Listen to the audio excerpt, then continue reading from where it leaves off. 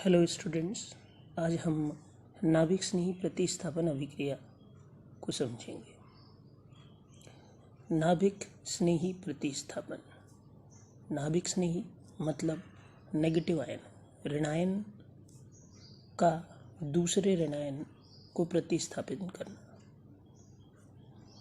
नाभिक स्नेही प्रतिस्थापन अभिक्रिया दो तरह की होती है, SN1, SN2। SN1 का फुल फॉर्म क्या होता है? 1 मीन्स एकाणुक, N मीन्स न्यूक्लियोफिलिक मतलब नाभिक स्नेही, S मीन सब्स्टिट्यूशन मतलब प्रतिस्थापन। एकाणुक नाभिक स्नेही प्रतिस्थापन।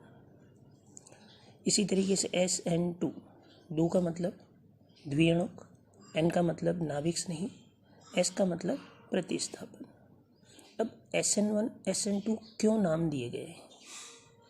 SN1 या SN2 का मतलब क्या होता है? इसको समझने के लिए SN1, 1 मतलब एक, ओनली 1, केवल एक अणु अभिक्रिया में भाग ले सकता है। मतलब इस तरह की अभिक्रिया में केवल एक ही अणु भाग ले सकता है और अभिक्रिया में 2 पद होते हैं। मतलब अभिक्रिया 2 पदों में होती है। पहले पद में एक अणु आएगा और दूसरे पद में दूसरा अणु अभिक्रिया में भाग लेता है। SN2, 2 अणु एक ही पद में भाग लेते हैं। मतलब इस अभिक्रिया में एक ही पद में 2 अणु भाग लेते हैं, अर्थात अभिक्रिया में एक ही पद होता है। अब एग्जाम्पल के बेस पे अभिक्रिया को समझने की कोशिश करते हैं। In this reaction CH3CH2Cl ethyl chloride और जलीय KOH अपन प्रयुक्त करते हैं। KOH जलीय होने के कारण K+OH- में विभक्त हो जाता है। CH3CH2Cl, Cl की विद्युत ऋणता कार्बन से ज़्यादा है, इस कारण Cl ऋणायन के रूप में और कार्ब धनायन का निर्माण होता है। CH3CH2+ एक कार्ब धनायन है। OH Cl को प्रतिस्थापित कर देता है और KCl आपस में मिल जाते हैं। KCl बाहर निकल जाता है और CH3CH2OH एल्कोहल का निर्माण होता है। Alkyl halide, ethyl chloride 1 degree alkyl halide है, मतलब प्राथमिक हैलाइड है। इसके स्थान पर 2 डिग्री या 3 डिग्री एल्किल हैलाइड भी प्रयुक्त हो सकता है। 1 डिग्री, 2 डिग्री या 3 डिग्री एल्किल हैलाइड लेने पर ही हमें यह ज्ञात होता है कि अभिक्रिया SN1 होगी या फिर SN2।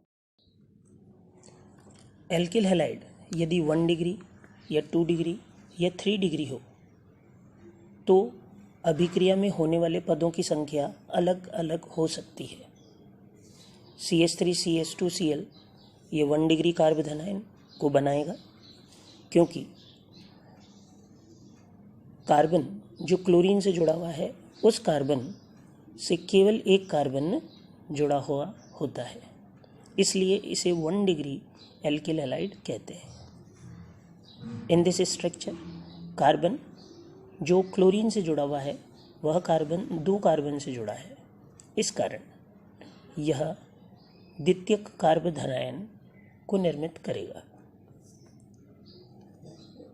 उपरोक्त स्ट्रक्चर में कार्बन एक क्लोरीन से एवं 3 कार्बन से जुड़ा है, इस कारण यह कार्बन 3 डिग्री कार्ब धनायन को निर्मित करेगा। क्योंकि क्लोरीन विभक्त होने पर क्लोरीन पर ऋणायन उत्पन्न होता है और क्लोरीन से जुड़े हुए कार्बन पर धन आयन उत्पन्न होता है। कार्ब धनायन का स्थायित्व हम पूर्व कक्षा में पढ़ चुके हैं। कार्बन आयन का स्थायित्व हम दो आधार पर स्पष्ट करते हैं, प्लस आई प्रभाव के आधार पर और अति संयुग्मन के आधार पर। इन दोनों आधार पर हम ये जानते हैं कि 3 डिग्री कार्बन आयन का स्थायित्व सबसे अधिक होता है, क्योंकि 3 डिग्री कार्बन आयन में कार्बन 3 एल्किल समूह से जुड़ा होता है। कार्बन पर धनावेश आने के कारण ये तीनों एल्किल समूह इस कार्बन को इलेक्ट्रॉन उपलब्ध कराते हैं, जिस कारण इस पर धनावेश कम हो जाता है और इसका स्थायित्व बढ़ता है। इसके अतिरिक्त कार्बन 3 एल्किल समूह से जुड़ा होने के कारण 9 अति संयुग्मन संरचना को निर्मित करता है, जो इसके स्थायित्व को बढ़ाता है।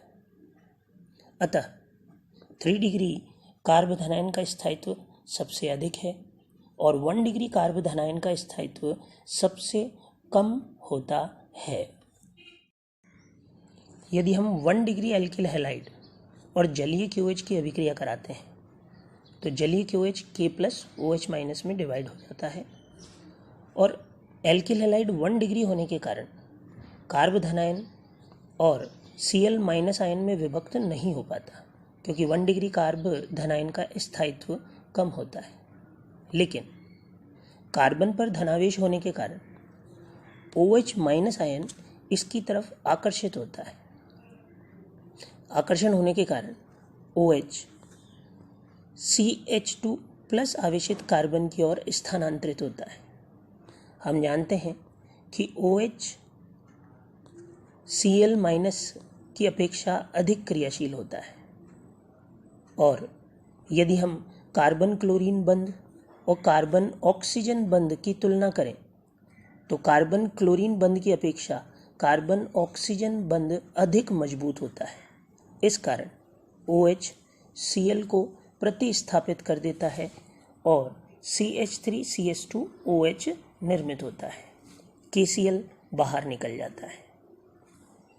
इस अभिक्रिया में एल्किल हैलाइड और KOH दोनों एक ही पद में अभिक्रिया में भाग लेते हैं और अभिक्रिया में पद एक ही होता है, लेकिन प्रयुक्त अणु की संख्या 2 होती है।